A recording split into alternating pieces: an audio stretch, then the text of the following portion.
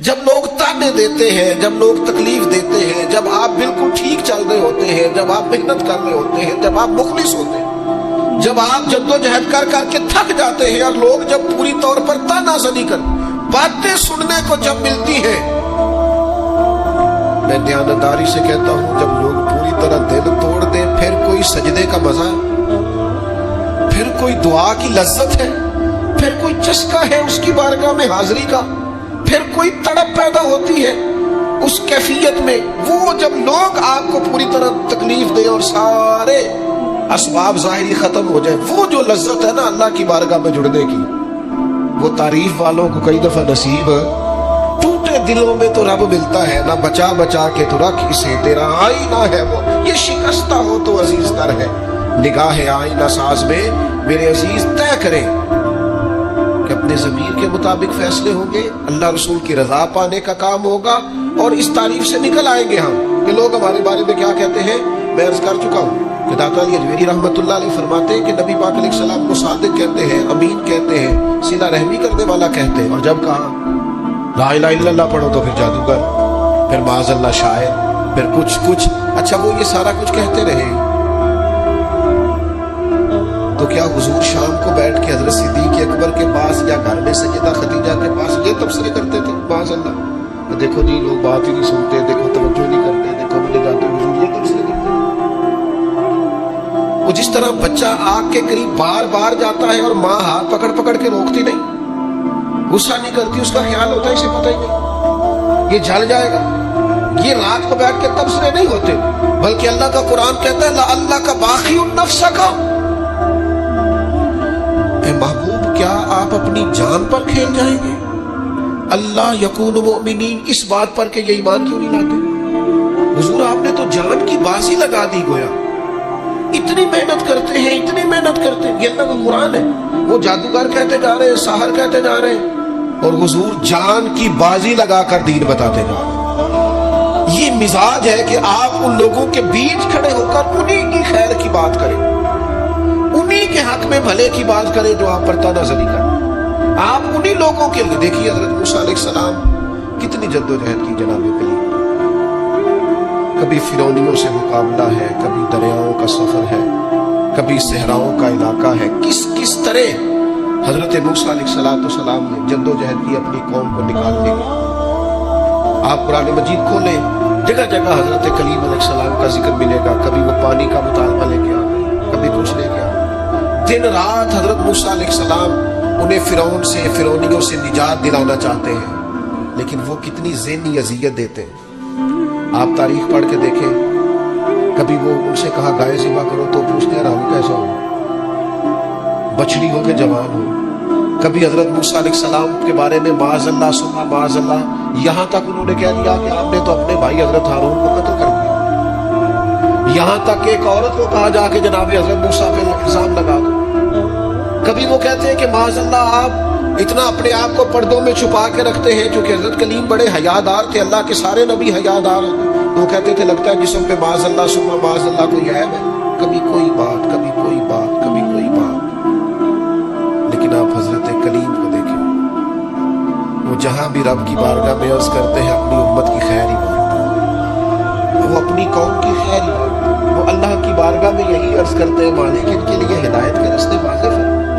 یہاں تک ان کی قوم نے کہہ دیا معاذ اللہ، یہ اللہ کا قرآن فرماتا ہے، آپ سورہ آراف پڑھ کے دیکھیے، وہ کہنے لگے اے موسیٰ ہمیں تو آپ سے پہلے بھی آپ کی وجہ سے تکلیف پہنچی، معاذ اللہ آپ کے بعد بھی آپ کی وجہ سے تکلیف پہنچی، وہ آپ کی ولادت کی خبر معروف ہوئی تو فرعون نے ہمارے بچے قتل کرانے شروع کر دیے، تو آپ کے تو آنے سے پہلے ہمیں تکلیفیں پہنچ رہی۔ لیکن حضرت موسیٰ پھر بھی کہتے ہیں اور صبر کرو تمہارا دشمن ہلاک ہو جائے، اللہ تعالیٰ تمہیں کامیابی دے گا۔ پھر اللہ تعالیٰ نے اس کا اعلان بھی فرمایا، اور میں یاد کرو نا بنی اسرائیل والوں، وہ وقت یاد کرو نا، وَإِذْ نَجَّيْنَاكُمْ مِنْ آلِ فِرْعَوْنَ، پھر ہم نے تمہیں نجات دی فرعون والوں سے، پھر ہم نے تمہیں نجات دی ان لوگوں سے، فرعونیوں سے تمہیں بچا لیا۔ کس کی برکت سے؟ حضرت موسیٰ علیہ السلام کی برکت، اللہ نے ان کے ذریعے تبلیغ فرما کے بچا لیا۔ قومیں اس کے اندر تکلیف دیتی، حضرت سیدنا شعیب علیہ السلام کا ذکر ہمیں ملتا ہے سورہ ہود کے اندر، حضرت حضرت شعیب اپنی قوم کو منع کر رہے. کیا کہہ رہے ہیں؟ ناپ توڑ پورا کرو، نا انصافی نہ کرو، لوگوں کا حق نہ مانو، یہ خیر کی دعوت. قوم جواب میں کیا کہتی ہے؟ سورہ ہود پڑھیے. وہ کہتے ہیں ہمیں نہیں سمجھ میں آتی آپ کی باتیں. اگر ہمیں آپ کے قبیلے کا ڈر نہ ہوتا تو معاذ اللہ ہم تو آپ کو پتھر مار مار کے شہید کر دیتے. آپ انہیں تبلیغ دین کر رہے ہیں، آپ انہیں اخلاقیات سکھا رہے ہیں، آپ ان کے کردار و عمل میں خوبصورتی پیدا کرنا چاہ رہے ہیں. وہ کہتے ہیں اگر آپ کے قبیلے کا خوف نہ ہوتا تو ہم تو آپ کو شہید کر دیتے. تو جواب میں حضرت شعیب نے کیا کہا؟ جاؤ پھر موج کرو. انہوں نے کہا ایسی قوم کو تبلیغ کروں جو پتھر مارنے کی بات کرتی ہے؟ کیا میں اب ایسے لوگوں کو دعوت خیر دوں جو مجھے شہید کرنے کی بات؟ کیا خوبصورت جملہ ہے قرآن مجید نے بیان کیا. حضرت سیدنا شعیب فرمانے لگے وَيَا قَوْمِ اعْمَلُوا عَلَىٰ مَكَانَتِكُمْ إِنِّي عَامِلٌ. فرمانے لگے قوم والو تم اپنی جگہ کام کرتے رہو جو تم نے کرنا ہے، اور میں اپنی جگہ دین کی تبلیغ کرتا رہوں. کرو تم اپنا کام اور میں اپنا. شکوہ ظلمت شب سے تو کہیں بہتر تھا ہم اپنے حصے کی کوئی شمع جلاتے جاتے. دوستو لوگ تو تانا زنی کریں گے. ایک خاص بات کر دی آپ سے. ایک دانشور نے مجھے تو بڑا تڑپایا. ہو سکتا ہے آپ بھی تڑپ جائیں. دیکھا ہے جو کچھ میں نے اور بھی دکھلا دیا. ایک دانشور کی بات پڑھی میں تو ٹوٹ گیا. اس نے کہا مسئلہ پتہ کیا ہے؟ بدی پھیلانے والے تھوڑے نیکی پھیلانے والے زیادہ ہیں. لیکن پھر بھی زمانے میں بدی کو زیادہ پھیلا، نیکی کا تعداد نیکی پھیلانے والوں کی زیادہ ہے، بدی پھیلانے والوں کی کم ہے. لیکن سوسائٹی میں چلن بدی کا کیوں عام ہے؟ تو کہنے لگا اس کی وجہ یہ ہے کہ جس اخلاص کے ساتھ بدی پھیلانے والی بدی پھیلاتے ہیں نا، اس اخلاص سے نیکی پھیلانے والے نیکی نہیں پھیلاتے. وہ جتنی محنت شیطان کرتا ہے لوگوں کو گمراہ کرنے کے لیے، اتنی محنت دیندار کیوں نہیں کرتے بچانے کے لیے؟ جس تیزی کے ساتھ لوگ دین کے مخالف کوششیں کرتے ہیں، اتنی محنت کے ساتھ دیندار لوگ جدوجہد کیوں نہیں کرتے؟ کاش کبھی لوگ اتنے مخلص ہو جائیں جتنے بدی پھیلانے والے مخلص ہوں، تو انقلاب آ جائے. حضرت امام احمد بن حنبل رحمۃ اللہ علیہ چور کے لیے اکثر دعا مانگا. ابو الحسن اس کا نام تھا. امام احمد بن حنبل کہتے یا اللہ اس پہ رحم فرما، یا اللہ اس چور پہ رحم فرما. دعا مانگتے اور دعا کیا مانگتے؟ یا اللہ ابو الحسن اس پہ رحم فرما. ایک دن آپ کے بیٹے نے پوچھا کہ حضور لوگ بڑے پریشان ہیں کہ آپ چور کے لیے دعا مانگتے اور اس کے لیے اللہ کی رحمت طلب کرتے ہیں. تو امام احمد بن حنبل نے بڑی انوکھی بات کی. کہنے لگے اس چور نے مجھے حوصلہ بڑھا دیا. آپ فرمانے لگے دین کی ایک بات کرنے کی وجہ سے جب مجھے بادشاہ نے گرفتار کیا اور مجھے تھانے لے جایا گیا اور کوتوال مجھے بند کرنا تھا، تو میں دیندار آدمی تھا، ساری زندگی پڑھنے پڑھانے والا تھا. سارے مجرم نہیں جیلوں میں جاتے، جیلوں میں تو حضرت یوسف علیہ السلام جیسے لوگ بھی رہے ہیں. فرماتے ہیں مجھے لے جایا جا رہا تھا تو کچھ کیفیات تھی کہ لوگ کہیں گے جناب جیل میں. ارشاد فرماتے ہیں کہ میں ابھی کوتوال مجھے تھانے لے کے گیا کہ وہ چور آیا اور آ کے کہنے لگا امام صاحب زمانہ جو مرضی کہے، میں جانتا ہوں آپ کی غلطی کوئی نہیں، آپ نے حق بیان کیا. کہنے لگا حضور میں چور ہوں، میرے وجود پر اب 1 انچ جگہ نہیں جہاں کوڑا نہ پڑا ہو. سارا وجود کوڑے کھا کھا کے زخمی ہے. ہر شہر کے ہر کوتوال کے پاس گویا ہر تھانے میں میرا نام لکھا ہے. چوری کے لیے مار کھاتا ہوں، کبھی گھبرایا نہیں. ذرا کھڑے رہنا، آپ تو محمد عربی کے دین کے لیے مار کھانے لگے. اتنی جلدی تانوں سے پریشان نہ ہو. فرمایا ذرا کھڑے رہنا، اتنی جلدی تانوں سے پریشان نہ ہونا. زخم پہ زخم کھا کے جی، خون جگر کے گھونٹ پی، آہ نہ کر لبوں کو سی، یہ عشق ہے کوئی دل لگی نہیں.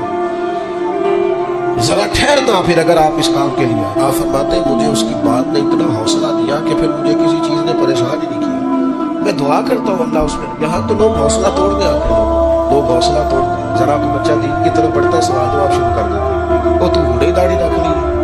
میں کہا جی تسی دسیا جی ذرا کدوں کو رکھنی چاہیے سی، لکھ دے ذرا. آپ ابھی سے ادھر نکل گئے تو آپ بتا دیں جناب کس وقت نکلنا چاہیے تھا. آپ ابھی سے، وہ ابھی کا کیا مطلب ہوتا ہے؟ جس وقت شعور کی آنکھیں کھل جاتی ہیں سارے دین پہ عمل کرنا فرض ہو جاتا ہے. پھر آپ کمزور کیوں ہوتے ہیں؟ تو میرے عزیز تانا زنی کمزوری، یہ تو لوگ حضرت عبادہ بن صامت رضی اللہ تعالیٰ عنہ فرماتے ہیں مجھے میرے محبوب نبی صلی اللہ تعالیٰ علیہ وسلم نے وصیت فرمائی تھی اور میں نے اپنی زندگی میں وہ باتیں اپنے دل کے ساتھ گرا کے ساتھ باندھ کے رکھی اور مجھے بڑا فائدہ دیا انہوں نے۔ آپ فرمایا کرتے تھے رسول اللہ صلی اللہ علیہ وسلم نے مجھے حکم دیا تھا کہ میں مساکین سے محبت کروں اور ان کے قریب رہا کروں، اور میرے نبی پاک علیہ السلام نے مجھے فرمایا تھا کہ میں اس بندے کی طرف دیکھوں جو مالی حیثیت میں مجھ سے کم ہے، جو زیادہ ہے اس کی طرف نہ دیکھوں۔ اور فرماتے ہیں پھر کریم محبوب صلی اللہ تعالیٰ علیہ وسلم نے مجھ سے فرمایا کہ میں ہمیشہ صلہ رحمی کروں، اگرچہ کوئی بندہ مجھ سے تعلق توڑے، منہ پھیرے، پھر بھی میں نیکی کرتا رہوں۔ اور اللہ کے حبیب علیہ السلام نے مجھ سے فرمایا کہ کوئی چیز جب مجھ سے مانگی جائے تو میں فوراً دے دوں، انکار نہ کروں، اور اگر میری پہنچ میں ہو، یہ شارحین حدیث نے لکھا ہے اگر پہنچ میں ہو تو وہ چیز دے دی جائے۔ اور پھر فرمایا نبی کریم صلی اللہ تعالیٰ علیہ وسلم نے کہ ہمیشہ سچی بات کہنا، چاہے وقتی طور پر لوگوں کو اچھی نہ بھی لگے۔ اور پھر محبوب کریم صلی اللہ تعالیٰ علیہ وسلم نے مجھ سے فرمایا تم دین پہ چل رہے ہو اور اگر کوئی بندہ تمہیں تانا دے، تمہیں ملامت کرے تو پرواہ نہ کرنا، پھر آگے بڑھتے رہنا۔ اور پھر میرے کریم حبیب نے مجھ سے فرمایا تھا لا حول شریف کثرت سے پڑھا کرنا، یہ عرش کے خزانوں میں سے خزانہ ہے، یہ کثرت سے پڑھنا۔ آج آپ دیکھ لیں ہم نہیں کہتے سچی بات، صرف اس لیے ڈرتے ہیں کہ لوگ تانا دیں گے، لوگ سخت بات کریں گے، لوگوں کے اندر جو ہمارا ایک معیار بنا ہوا ہے وہ کم ہوگا، تانا زنی کا دروازہ کھلے، صرف اسی بات سے ڈرتے ہیں۔ میں بہت سارے لوگوں کو جانتا ہوں، سمجھتا ہوں اس بات کو کہ اگر اپنے قبیلے اور برادری میں وہ سچ کہہ دیں تو ان کے کہنے کے اثرات ہوں گے، لیکن وہ سب کی گڈ بک میں رہنا چاہتے ہیں، وہ سچ بولنا نہیں چاہتے، وہ سب کے حق میں سب کے لیے اچھا رہنا چاہتے ہیں، وہ عوامی پذیرائی چاہتے ہیں، لہذا جو خیر کی بات ان کی پہنچ میں بھی ہے وہ بھی نہیں کرتے، حتیٰ کہ اپنے گھر میں، اپنی اولاد میں، اپنے بچوں کے بیچ بھی انصاف نہیں کر پاتے۔ کیوں؟ اس لیے کہ وہ کہتے ہیں لوگ میرے مخالف ہو جائیں گے۔ تو میرے بھائی لوگ تو بلا وجہ بھی مخالف ہو جاتے ہیں، کوئی سبب نہیں ہوتا پھر بھی لوگ مخالفت کرتے ہیں۔ آپ دیکھیں پیچھے سے دیکھتے ہیں انبیاء، صلحاء، صحابہ، اتقیاء، اولیاء، دیکھتے آئے ہیں کون ہے جو لوگوں کی پذیرائی اور لوگوں کی گڈ بک میں ہمیشہ رہا ہے۔ اگر بڑے لوگ بھی تعریف کرنے والے آپ کو ملیں گے تو ڈھیر سارے تنقید کرنے والے بھی ملیں گے۔ بہت سارے لوگ آپ کو ملیں گے جن کے لب و لہجہ تیر سے زیادہ سخت ہے، جن کی آنکھوں کے اندر آپ کے لیے اتنے سخت تیر ہیں کہ وہ بعد کا جملوں سے زیادہ سخت محسوس ہوں گے۔ کیسے آپ گزارا کریں؟ اس لیے بہترین یہ ہے لوگوں کو دیکھ کر راہ کا تعین نہ کریں، رستے کا تعین رب رسول کی رضا دیکھ کر کریں، اور پھر اس پر چلتے جائیں سفر کریں۔ اللہ کے پیارے حبیب علیہ السلام نے فرمایا، حضرت ابو سعید خدری رضی اللہ تعالیٰ عنہ حدیث کے راوی ہے، مسند امام احمد بن حنبل میں موجود ہے، حضور علیہ السلام نے فرمایا تم میں سے کوئی شخص اگر کوئی ایسا موقع دیکھے جہاں اللہ کے احکام کو توڑا جا رہا تو اسے چاہیے کہ وہاں بات کہنے میں حقارت محسوس نہ کرے، تبلیغ کر دے، بات کہہ دے، لوگوں کو بتا دے۔ اور فرمایا اگر ایسا نہیں کرے گا تو اللہ قیامت کے دن اس سے پوچھے گا وہاں تجھے بات کرنی چاہیے تھی، تو نے کیوں نہیں کی؟ تو اس کرے گا یا اللہ میں لوگوں سے ڈر گیا تھا۔ تو حضور فرماتے رب فرمائے گا میرا زیادہ حق تھا کہ تم مجھ سے ڈرنا، لوگوں سے ڈر گیا، تجھے مجھ سے ڈرنا چاہیے تھا۔ اور یاد رکھیں جو اللہ سے ڈرتا ہے پھر وہ کسی اور سے نہیں ڈرتا۔ آپ خیر کی بات کہہ دیں، وہ ہمارے بزرگ تھے، مجھے بات بڑی پسند ہے سادی سی پر بڑی انوکھی ہے۔ بازار میں سفر کر رہے تھے، جا رہے تھے تو ایک عورت کو دیکھا بغیر پردے کے، گلے میں دوپٹہ ڈالے جا رہے، تو حضرت صاحب چہرہ ادھر کیا ہوا ہے، پتر مسلمانہ دی بیٹی ہے، مسلمانہ دا ملک ہے، میرا پتر سیب کاج۔ بڑی سخت اور بڑے تلخ لب و لہجے میں وہ خاتون کسی امیر گھر کی محسوس ہوتی، تلخ لہجے میں، بابا جا اپنا کام کر۔ تو حضرت اس کی بات سن کے بڑے تحمل اور بردباری سے فرمانے لگے پتر میرا یہی کام ہے، میں کام نہیں لگا، میری یہی ڈیوٹی ہے، جو بندہ غلط بات کرے اسے تھوڑی سی ادب سے نصیحت کرو، میرا یہی کام ہے، میں کام نہیں لگا۔ تو وہ بات جو دل سے نکلتی ہے اثر رکھتی ہے، پر نہیں طاقت پرواز مگر آپ کہیں تو صحیح دین کی بات، اپنے بیٹے کو بھی نہیں کہتے حضور کے دین کا پیغام، چھوٹے بھائی سے بھی نہیں کہہ سکتے، اپنے ماتحتوں سے بھی نہیں کہہ سکتے آؤ یار نماز کے لیے چلیں، اپنے گھر میں بھی اتنی جرأت اور طاقت نہیں رکھتے، ہر کام کے لیے ناراض ہوتے ہو، لیکن صرف لوگوں کے ڈر سے کہ لوگ کیا کہیں گے، ہر وقت کمزوری دکھانا. میرے عزیز اس سے آپ نکل جائیں. اس بات سے پرواہ نہیں کی لوگوں نے, لوگ نکل گئے. آپ یقین کریں کتنے بڑے تھے حضرت زبیر بن عوام, فرماتے تھے کسی کی جرت نہیں تھی کبھی کہ میری طرف آنکھ اٹھا کے دیکھے, لیکن پھر میں نے کلمہ پڑھا, مجھے اوڑھنے دے اذیتیں, تو میری عادتیں نہ خراب کر. فرماتے چٹائی لپیٹ کے نہ میرے گرد مجھے باندھ کے, تو اس کو میرا چچا آگ لگا دیتا تھا.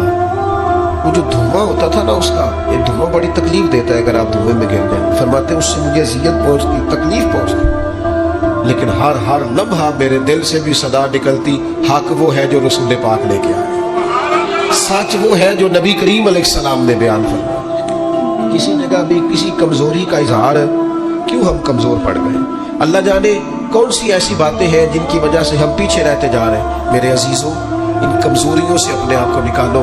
میں آپ سے عرض کروں اپنے بچوں کو بزدل نہ بنائیں,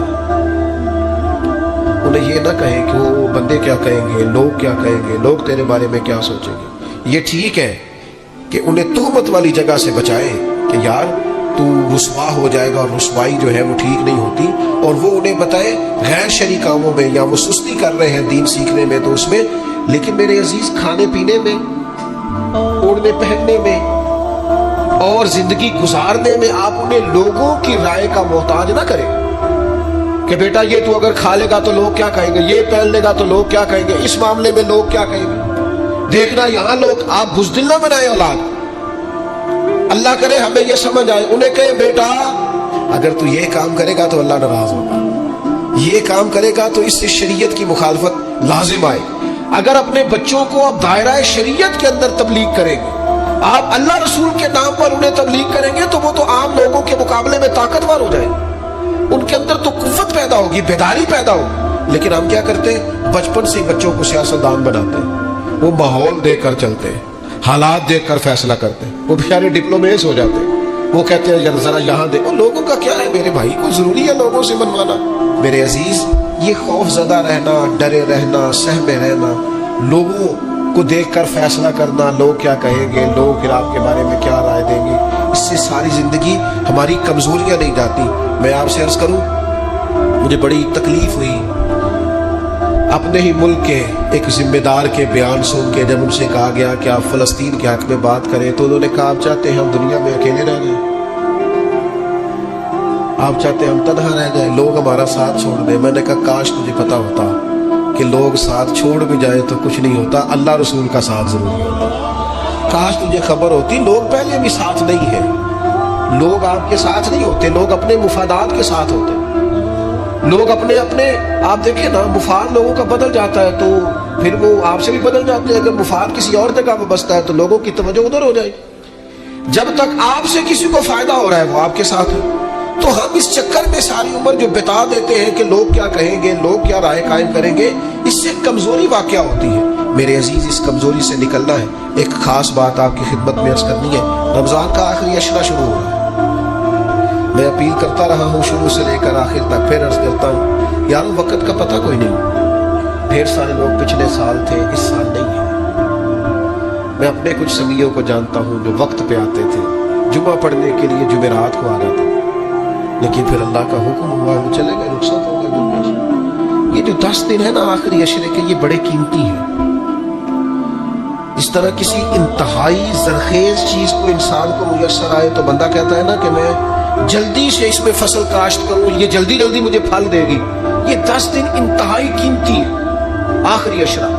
اس کو سو کے نہیں گزارنا, موبائل دیکھ کے نہیں گزارنا. ان 10 دنوں کی یہ کیفیت ہے کہ سیدہ عائشہ صدیقہ فرماتی ہے حضور جاگتے بھی تھے, ہمیں جگاتے بھی تھے. یہ خیر جمع کرنے کے دن ہے, یہ سعادتیں حاصل کرنے کے دن ہے. کوشش کریں ہر روز رات کو شب بیداری. میری آپ سے خاص اپیل ہوگی کہ ان راتوں کو, ان اوقات کو ضائع نہ کریں. ان کو کپڑوں کے اور جوتوں کے اور خریداری کے ہی سپرد نہ کر دیں. یہ اوقات بڑے قیمتی ہیں, ان کو ضائع نہیں کرنا. آپ نے خاص توجہ کرنی ہے, گھر والوں کو بھی بتانا ہے. کوشش کریں سحری میں جب اٹھنا ہے تو 1 گھنٹہ پہلے اٹھیں تاکہ کچھ نفل ہو جائے, کچھ تلاوت ہو جائے, اس کے بعد سحری ہو جائے. آخری عشرے کی عبادت آپ نے بھولنی نہیں. اللہ تعالیٰ توفیق دے.